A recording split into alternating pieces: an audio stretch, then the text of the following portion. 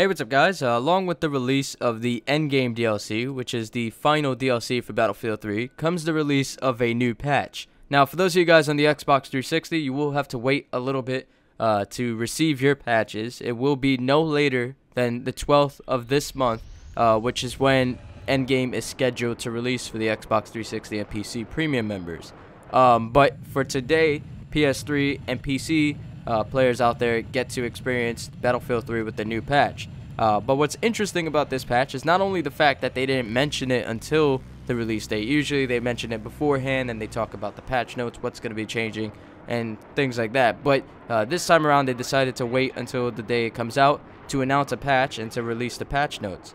And what's interesting about this patch is that there's going to be no weapon tweaks whatsoever.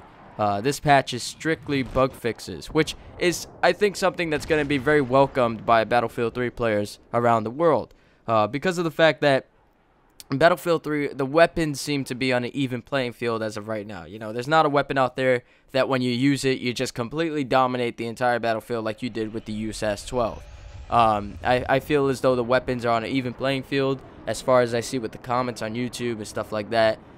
There's stuff that needs to be fixed bug-wise, and they're getting these things done, and hopefully this is not the last patch we'll be receiving for Battlefield 3. Hopefully in the future they do release more patches, but because there's still bugs even after this patch that needs fixing, and one is an important one that I'll talk about in a little bit. But a couple of bug fixes that stuck out to me was a TV missile fix. This is something that I heard a lot of people complaining about.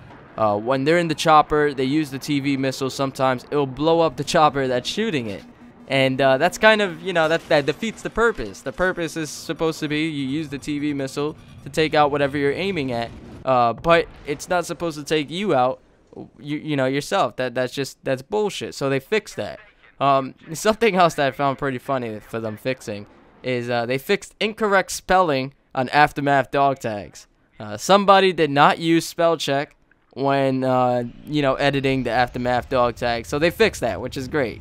They also fixed an issue where team swapping can be used by server administrators to team kill, and I'm not sure if this is going to take away the ability for server administrators to you know, swap teammates and stuff like that, because that is a useful tool.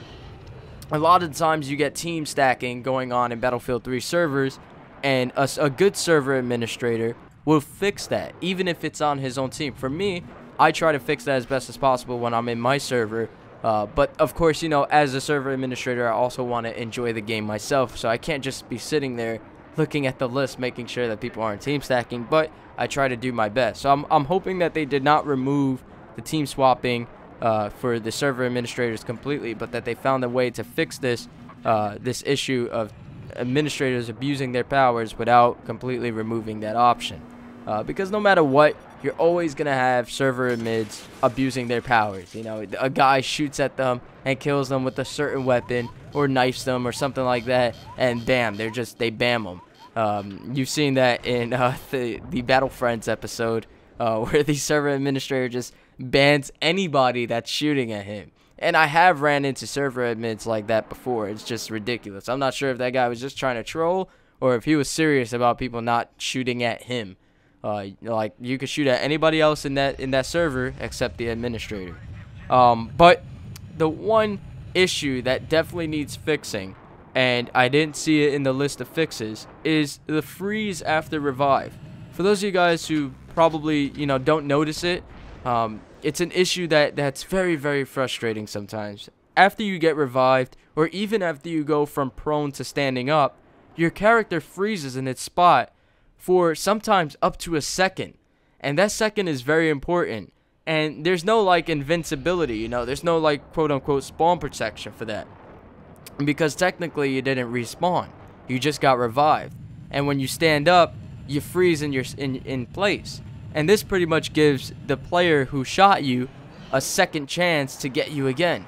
And it happens a lot, to me at least. When I get revived, I stand up and I'm shot again because I can't move. I can't run right away. I have to wait a half a second or a second. And every single millisecond in this game counts. So I'm hoping that in the future they do fix that bug. And I'm hoping that this isn't the last patch.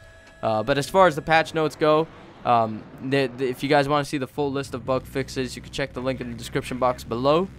My question to you guys would be, what glitches in the game do you think need fixing still? Is it the one that I mentioned? Is it something else that you see? Or maybe it's even a weapon tweak that you think is needed. Let me know in the comment section below. I am interested in seeing what you guys have to say. I do read each and every one of my comments, even though I can't really reply to each and every one of my comments because that would be impossible. But I hope you guys enjoyed this video, found it informative and enjoyable, and if you did, don't forget to click that like button, favorite this video, subscribe to my channel for more Battlefield 3 gameplay and news in the future. Until next time, guys, peace.